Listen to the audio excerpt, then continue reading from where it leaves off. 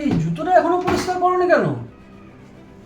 ও so sorry, একটু নিজে করে নাও না প্লিজ, শরীরটা একদম ভালো লাগছে না। সারাদিন করোটা কি তাহলে? খাবারটা দাও। এই নাও। কি আছে এতে? একটু লাউ ঘন্ট দিয়ে দিয়েছিলাম। প্রতিদিন এই একই রান্না, ইউটিউব দেখেও তো কিছু শিখতে পারো। সারাদিন কি করো বলো তো তুমি? শোনো না, বলছি অফিস থেকে ফেরার সময় না আমার ফোনটা একটু ঠিক করে এনে দিও না গো, ফোনটা একদম দেখতে পাচ্ছি না। আরে ইয়ার, অফিসে আমার এমনিতে অনেক চাপ থাকে, তুমি নিজেই একা গিয়ে ঠিক করে নিও ফোনটা। আচ্ছা শোনো না, বলছি তুমি একটা কাজ করো, অফিসে যাওয়ার সময় ফোনটা দোকানে দিয়ে দিও, তারপর ফেরার পথে আমার ফোনটা এনে দিও। কিসের সমস্যা হয়েছে ফোনটার? আরে ফোনটার না একটুখানি ডিসপ্লেতে একটুখানি প্রবলেম হচ্ছে, ঠিক মতন কিছু দেখা যাচ্ছে না। যাও না, তুমি একটু গিয়ে ফোনটা সারাই করে এনে দাও না। এই সামান্য কাজ তুমি নিজে গিয়েই করতে পারো। আরে দাও না করিয়ে, আমার ঘরে এত কাজ থাকে, বাচ্চা সামলানো, কখন যাবো বলো তো আমি এই ফোন সারাই করতে দিতে? দাও না একটু করে। আমি পারবো না।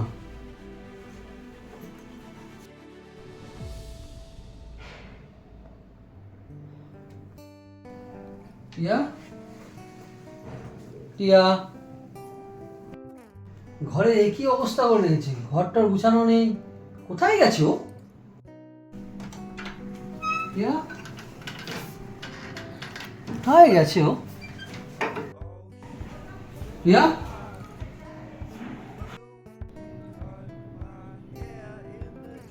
হ্যালো, হ্যালো বাবা, বলছি আপনাদের এখানে কি টিয়া গেছে? ও যায়নি? না না না, কোনো সমস্যা হয়নি, এমনি ফোন করেছিলাম।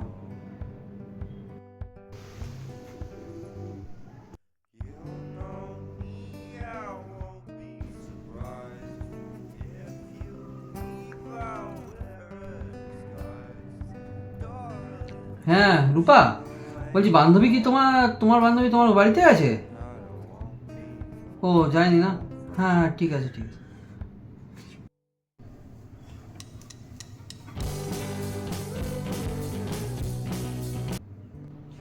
আরে মানে তোমার কি কোনো কাণ্ডজ্ঞান নেই? কোথায় গেছিলে? ফোনটা সারাই করতে গেছিলাম, তুমি তো বললে গিয়ে ফোনটা সারাই করে আনতে, তাই তো গেছিলাম। তো ঘর দরে এরকম অবস্থা করে রেখেছো কেন? তুমি তো বলেছিলে আমি ঘরের কোনো কাজ করি না, সারাদিন আমার কোনো কাজ নেই, তাই জন্য আজকে আমি সকাল থেকে সত্যিই কোনো কাজ করিনি, নিজের ফোনটাকে সারিয়ে নিয়ে এসেছি একা একা, বুঝলে? তাই জন্য আমি দেখিয়ে দিলাম তোমাকে যে মেয়েদেরও বাড়িতে অনেক কাজ থাকে।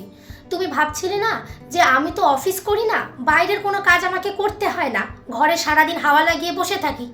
তাই জন্যই তোমাকে একটু দেখাতে চাইলাম যে মেয়েদের না ঘরেও অনেক কাজ থাকে, বুঝলে? আমার না বাড়ির কাজ করতে একদম খারাপ লাগে না, বিশ্বাস করো। আর অ্যাজ আ ওয়াইফ আমার কোনো কমপ্লেনও নেই এইসব কাজ করতে হয় বলে। কিন্তু তুমি যখন আমাকে সারাদিনের শেষে বলো না যে বাড়িতে তুমি কি করো বসে, তখন না কথাটা ডিরেক্ট আমার মনে লাগে। তাই প্লিজ আর যাই হোক এরকম ধরনের কথা বলে না বাড়ির বউদেরকে ছোট করো না। হ্যাঁ সত্যি, ঠিকই বলেছো তুমি। এবার থেকে তোমার উপর আবার আর কোনো কমপ্লেন নেই, যতক্ষণ বাড়িতে থাকবো তোমার হাতে হাতে সব কাজ করে দেবো। আচ্ছা বাবা, এবার একটু একটু হাসো।